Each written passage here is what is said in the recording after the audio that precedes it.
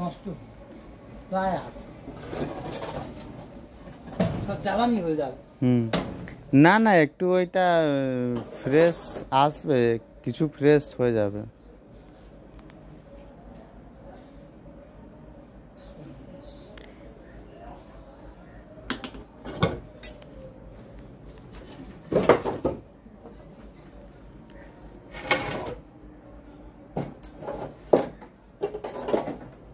হাবড়া কাঠে মাঠ কে দিকে আছে?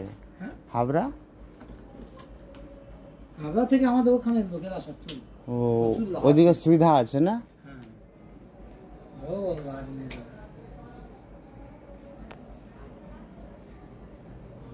এইটা না নিয়ে ওইটা নিলে ঠিক। বাবার সঙ্গে কথা করে নিন, যদি বলবেন নিয়ে নেবেন।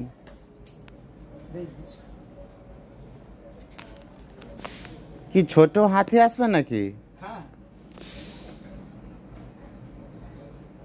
আর ছোট হাতি আসবে তো এই দুটো একসঙ্গে হয়ে যাবে।